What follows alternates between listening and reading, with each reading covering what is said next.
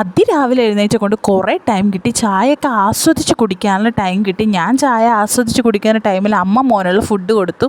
അപ്പോൾ എൻ്റെ പകുതി പണി കഴിഞ്ഞു ഗൈസ്.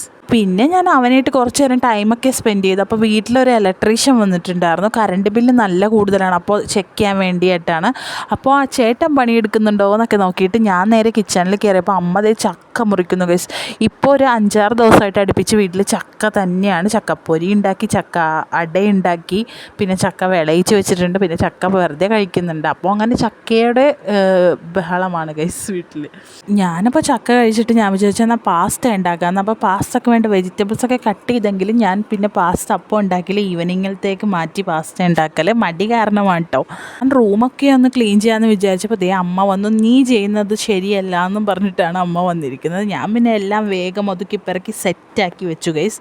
അപ്പോൾ നമുക്ക് പാസ്ത ഉണ്ടാക്കാം. ആവശ്യം കുറച്ച് കൂടുതൽ വെള്ളം വെച്ചാലും കുഴപ്പമില്ല. കുറച്ച് വെള്ളം അധികം വെച്ചിട്ട് അതിലിട്ട് ഉപ്പും ഓയിലും ആഡ് ചെയ്യുക. ഞാൻ വെളിച്ചെണ്ണയാണ് ആഡ് ചെയ്തത്, എൻ്റെ കയ്യിൽ ഓയിൽ ഉണ്ടായില്ല. എന്നിട്ട് നമുക്ക് പാസ്ത ആഡ് ചെയ്യാം. എന്നിട്ടൊരു 8 മിനിറ്റാണ് ഇതിൻ്റെ കറക്റ്റ് ടൈമിങ്. 8 മിനിറ്റ് ബോയിൽ ചെയ്തെടുക്കുക. എന്നിട്ട് നന്നായിട്ട് ഊറ്റിയിട്ട് പൈപ്പിൻ്റെ അടിയിൽ കാണിച്ചൊന്ന് തണുത്ത വെള്ളത്തിൽ കഴുകിയെടുക്കുക. എന്നിട്ടൊരു പാൻ വെക്കുക, അതിലോട്ട് ബട്ടർ ഇടുക, ഗാർലിക് ഇടുക, പിന്നെ 2 ടേബിൾ സ്പൂൺ മൈദ ഇടുക. എന്നിട്ട് നന്നായിട്ട് ഈ ബട്ടറുമായിട്ട് യോജിപ്പിച്ച് മിക്സ് ചെയ്യുക. പിന്നെ ഞാനിവിടെ യൂസ് ചെയ്ത് ബോയിൽ ചെയ്ത പാലാണ്. നിങ്ങൾക്ക് വേണമെങ്കിൽ ബോയിൽ ചെയ്യാത്തയും യൂസ് ചെയ്യാം, കാരണം അത് ഓൾറെഡി അതിൽ കിടന്ന് നന്നായിട്ട് ബോയിലാകും. പിന്നെ ഞാൻ മാഗിയുടെ ക്യൂബ്സ്, എനിക്കിവിടെ പൗഡറാണ് കേട്ടോ കിട്ടിയത്, ഞാൻ അതാണ് യൂസ് ചെയ്തത്.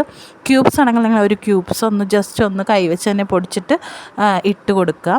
എന്നിട്ട് പിന്നെ അതിലോട്ട് നമ്മുടെ കട്ട് ചെയ്തിട്ടിരിക്കുന്ന വെജിറ്റബിൾസ്, ഞാനിവിടെ 3 തരം ക്യാപ്സിക്കം, 3 കളറുള്ള ക്യാപ്സിക്കം എടുത്തിട്ടുണ്ട്, ക്യാരറ്റ് എടുത്തിട്ടുണ്ട്, സവോള എടുത്തിട്ടുണ്ട്.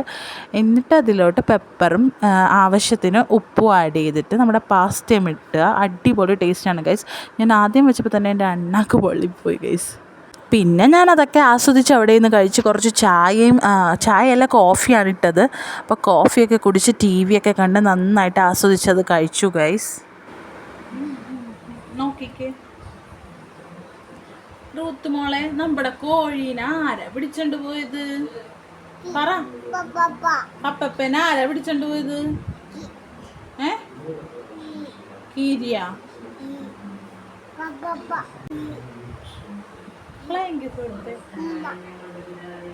ഒരു ഹായ് കൊടുത്ത്. ഹായ് പറ. ഹായ് ഇങ്ങനെ പറ. ഹായ്. ഇനി ഫ്ലൈങ് കിസ് കൊടു.